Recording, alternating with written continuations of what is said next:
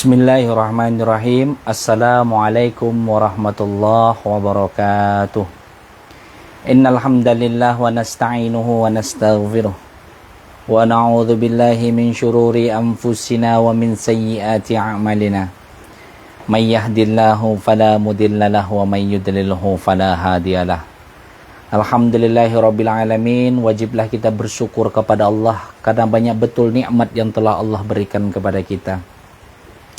Salawat berbahterakan salam tidak lupa pula kita hadiahkan kepada junjungan alam baginda Rasulullah sallallahu alaihi wasallam dengan ucapan Allahumma shalli wa sallim ala sayyidina Muhammad wa ala alihi sayyidina Muhammad. Semoga kita mendapatkan syafaat dari Rasulullah dan diakui sebagai umat Rasulullah. Amin ya rabbal alamin. Ikhwani rahimakumullah, sahabat media sosial yang dirahmati oleh Allah. Alhamdulillah hari ini kalau tidak salah Jumat terakhir di bulan 4, yang mana hari-hari telah kita lalui dengan berbagai macam situasi keadaan di dalam hati. Kadang senang, kadang susah, kadang lapang, kadang sempit, kadang sehat, kadang sakit. Tapi itulah fase kehidupan yang harus kita lalui. Tak ada di dunia ini susah saja, nggak pernah senang.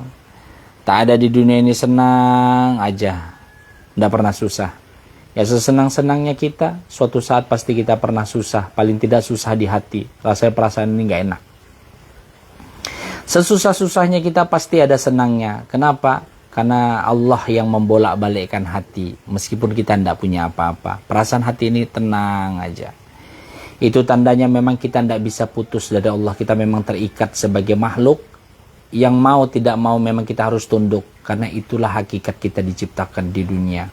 Wa ma khalaqtul jinna wal ins illa liya'budun. Tidak diciptakan kita ini di dunia.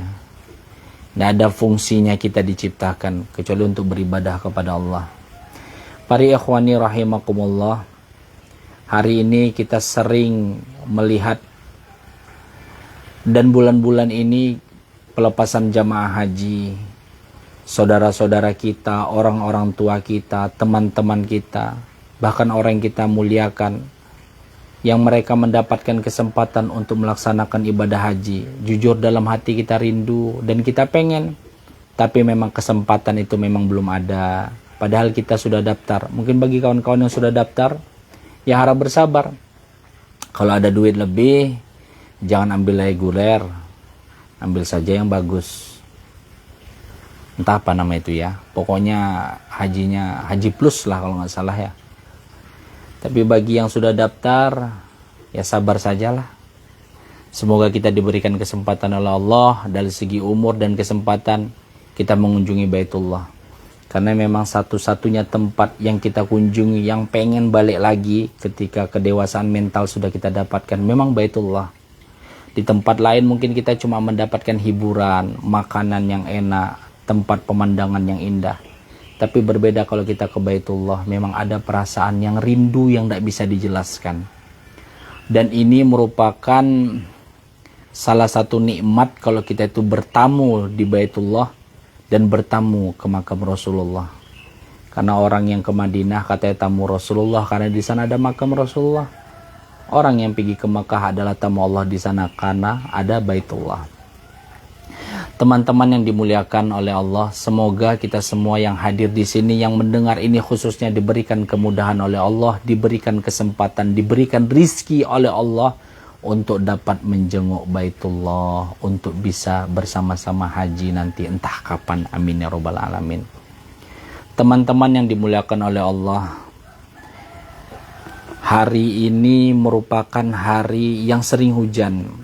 Maka kita berpesan kepada kawan-kawan, musim pancaroba, kadang malam hujan lebat, kadang seharian hujan, nanti paginya sampai sorenya, kalau pagi sampai siang itu panas. Jadi musim pancaroba orang bilang, jadi betul-betul dijaga kesehatan. Karena dengan menjaga kesehatan lah kita indah dan enak melakukan apapun. Kadang apapun yang kita kumpulkan duit yang banyak, tapi kalau sudah kesehatan itu hilang dari tubuh kita, maka itu tidak ada artinya, tidak ada gunanya. Tapi meskipun kita memiliki duit ala kadarnya, sehari ini habis, besok habis, tapi kalau sehat saja, makan apa aja enak, ngapain saja enak. Nah, kata Rasulullah ada dua nikmat yang sering dilupakan oleh manusia. Yang pertama adalah nikmat sehat, yang kedua adalah waktu yang luang. Dua inilah yang sering menipu manusia. Karena pada hakikatnya manusia yang Allah berikan hidup di dunia ini semua ada jatah umurnya. Saya punya jatah umur, teman-teman yang mendengar punya jatah umur. Semua punya jatah umur. Hanya saja setiap kita mengelola jatah umur itu yang berbeda. Karena mengelola jatah umur yang Allah berikan itu berbeda, maka berbeda pula tempat kembali kita. Ada yang transit dulu ke neraka baru ke surga. Ada yang langsung masuk ke surga tanpa hisab. Ada yang ke neraka dulu lama, bahkan ada yang di neraka selama-lamanya. Na'udzubillah. Maka harus kita gunakan nikmat dua ini yang sering dilelehkan, yang sering menipu kita. Yang pertama, umur yang sehat, badan yang sehat, serta waktu yang diberikan oleh Allah yang masih melekat dalam tubuh kita. Teman-teman yang dimuliakan oleh Allah, hari ini merupakan hari media sosial. Kenapa hari media sosial? Karena sekarang memang media sosial itu lagi gencar-gencarnya. Bahkan lebih banyak sekarang orang membaca dari HP daripada membaca melalui buku. Bahkan orang banyak menghabiskan waktu di HP daripada menghabiskan waktu bersama keluarga. Padahal satu keluarga itu dekat. Satu keluarga itu sama-sama. Tapi kadang makan bersama-sama pun masih sibuk HP. Atau bahkan kalau kita bangun tidur yang kita cari HP. Mau tidur yang kita pegang HP. Ke kamar mandi yang kita pegang HP. Pergi ke sawit. Kalau kita suntuk sedikit yang kita pegang HP, yang kita mainin HP. Begitu lengketnya media sosial dan HP ini di dalam diri kita. Media dari segi teknologi ini. Ini menimbulkan dua mata pisau yang betul-betul harus kita jaga. Yang pertama pisaunya pisau manfaat. Banyak kemudahan-kemudahan yang kita dapatkan dari media sosial, dari internet, dari zaman teknologi yang canggih. Seperti kita beramal jariah, kemudahan dalam membaca, kemudahan dalam menuntut ilmu, bahkan kita menyebarkan kebaikan. Itu bisa kita dapatkan di media sosial yang ada di tangan kita. Hanya sekali klik kita bisa bersedekah, hanya dengan sekali klik kita bisa menyebarkan amal jariah. Tapi satu sisi di mata yang lain, media sosial ini merupakan media yang betul-betul harus kita waspadai. Karena mudahnya mengakses konten-konten yang tidak bermanfaat atau mudahnya mengakses pemikiran-pemikiran yang nyalah. Sehingga sangat berdampak pada tumbuh kembang fisik kita, pemikiran kita, dan jiwa kita serta ruh kita di hadapan Allah nanti. Maka kewajiban kita sebagai seorang muslim harus betul-betul memanfaatkan media sosial dan kecanggihan teknologi dengan baik yang dilandaskan dengan hukum-hukum Islam dan hukum-hukum yang diridhai oleh Allah serta diajarkan oleh Rasulullah agar kita mendapatkan ridho di tengah kehebatan dan kemudahan teknologi saat ini yang ada di hadapan kita. Ma'asyiral muslimin wa ya zumratal mu'minin rahimakumullah, teman-teman media sosial yang dirahmati oleh Allah. Karena saat ini begitu mudahnya media sosial yang ada di dalam diri kita, yang ada di kehidupan kita. Sekarang semuanya serba instan. Sekarang semuanya serba mudah. Mau mesan makanan gampang, mau mesan ojek gampang, mau mesan yang aneh-aneh gampang, mau mesan yang baik-baik gampang. Semua ada di genggaman tangan kita, tergantung kita lagi mau menggunakannya untuk apa. Maka dari itu sudah sewajarnya kita harus betul-betul bijak menggunakannya. Jangan sampai kemudahan yang ada di tangan kita, teknologi yang ada di hadapan kita, itu membuat kita menjadi makin jauh dari Allah, makin rusak mental kita, makin jauh hubungan kita terhadap sesama. Jangan sampai seperti itu. Kalau bisa media sosial apapun yang kita miliki dari kecanggihan teknologi membawa kita ke arah yang lebih baik dalam pemikiran, membawa kita ke arah yang lebih baik dalam membantu sesama, membawa kita kepada ke arah yang lebih baik dalam mencari sesuatu tentang agama Islam yang luas ini. Maka kata salah satu ulama Islam yang mana bukunya sudah tersebar kemana-mana, Profesor Dr. Wahbah Zuhaili, pengarang kitab Al-Fiqhul Islam wa Adillatuhu, Al-Fiqhul Sunnah, Al-Fiqhul Imam Syafi'i, itu mengutarakan dalam bukunya gini, dalam hidup sekarang yang kita lalui, cobaan yang begitu besar, kemudahan yang begitu besar, serta mundurnya dari segi pengetahuan keilmuan agama dan akhlak, maka dua yang harus kita jaga. Yang pertama, jangan tinggalkan sholat, itu dari segi yang wajib. Dari segi yang sunnah, usahakan per hari sekali saja, satu hari satu lembar saja membaca Al-Quran. Karena ini yang menyelamatkan hidup kita di tengah era gempuran teknologi yang di depan mata begitu mudah kita akses apa saja. Dalam Al-Quran, Allah berfirman dalam surat Al-Bainah ayat 5, kata Allah, hunafa'a wa yuqimus salata wa yu'tuz zakata wa dzalika dinul qayyimah. Demikianlah kami suruh orang-orang untuk mendirikan sholat, menunaikan zakat. Dan itulah agama yang lurus. Jadi memang sholat ini harus kita jaga karena bukti keterikatan kita dengan Allah. Kalau kita tidak sholat, maka putus hubungan kita dengan Allah. Seperti laksana layang-layang yang masih dipegang sama pengemudinya, dia akan aman. Tapi kalau sudah putus layang-layang itu dari tali, maka dia akan terbang kemanapun yang dia mau. Antara dua konsepnya. Kalau pertama tidak kena hujan, kena badai, yang kedua akan nyangkut, akan lapuk, termakan zaman. Begitu pula kita, kalau sempat kita meninggalkan sholat, maka kita putus hubungan kita dengan Allah. Kalau putus hubungan kita dengan Allah, kepada siapa lagi kita meminta pertolongan? Dunia ini Pak, tidak bisa kita yang mengelola. Meskipun terasa sudah bisa kita pegang, dunia ini tidak bisa kita pegang kali. Kenapa? Karena jangankan untuk menaklukkan dunia, untuk menjalani kehidupan, menahan buang air saja kita tidak bisa. Kita butuh sesuatu kekuatan yang mana kekuatan itu mampu membuat kita tegar dalam menjalani hidup ini. Adalah motivasi kita ini untuk betul-betul, aku ini hidup ini untuk apa dan tujuannya kemana. Nah, ini dia. Maka orang yang meninggalkan sholat, sesungguhnya dia telah terputus dengan tali Allah. Kalau terputus dengan tali Allah, kemana lagi kita akan berpegang? Maka sudah sewajarnya lah kita harus menjaga sholat. Maka setiap kalimat Al-Quran itu ada tulisan wa aqimus sholah, dirikanlah sholat.